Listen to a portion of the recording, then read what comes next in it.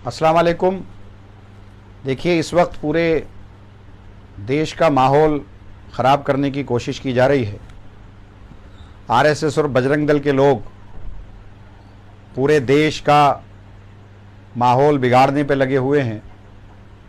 ख़ासकर जहाँ जहाँ इनकी सरकारें हैं वहाँ ये ज़्यादा बिगाड़ रहे हैं।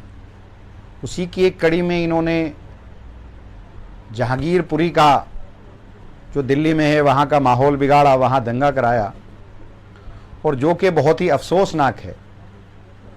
दंगाई का कोई मज़हब नहीं होता, दंगाई का कोई दीन नहीं होता, दंगाई दंगाई होता है और दंगाई किसी का नहीं होता।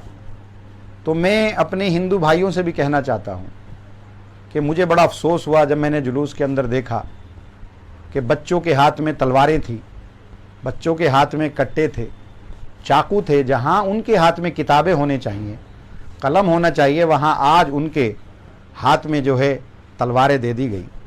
और ये खुद बजरंग दल और आरएसएस और भाजपा के जो लोग हैं अपने बच्चों को विदेशों में पढ़ाते हैं और आपके बच्चों के हाथ में तलवार इन लोगों ने दे दी। तो ये एक सोचने का मुकाम है।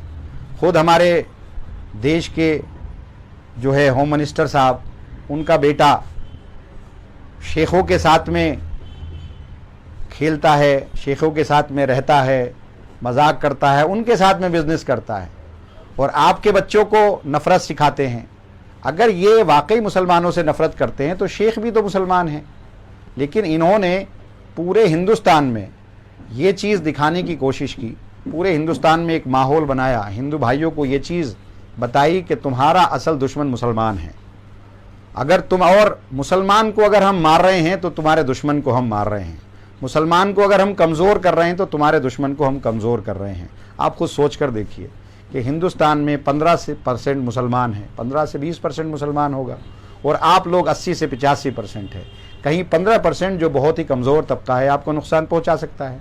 कोई आपके पड़ोस में रह रहा है, कोई आपके साथ में बिज़नेस कर रहा है, कोई आपके साथ में कारोबार कर रहा है। जब मुसलमान की शादी होती है तो हिंदू जाता है, जब हिंदू की शादी होती है तो मुसलमान आता है, जब ईद होती है तो हिंदू आता है, जब दिवाली होती है तो मुसलमान जाता है। तो आप खुद सोचें कि इस मुल्क में मुसलमान हिंदू का दुश्मन कैसे हो सकता है या हिंदू मुसलमान का दुश्मन कैसे हो सकता है। लेकिन इन्होंने पूरे मुल्क के अंदर ये माहौल बनाया कि अगर हिंदुओं को किसी से नुकसान होगा, हिंदू को अगर किसी से जान का ख़तरा है, हिंदू को अगर किसी से माल का ख़तरा है, हिंदुओं की अगर कोई बादशाहियत छीनेगा तो वो मुसलमान छीनेगा। ये माहौल बनाया है और इसी माहौल की वजह से आज ये पूरे मुल्क के अंदर राज कर रहे हैं। मैं ये कहना चाहता हूँ कि अगर मुसलमान इनका दुश्मन है, मुसलमान तो दुश्मन किसी का भी नहीं है, मुसलमान तो अपना रोज़ी रोटी कमा रहा है।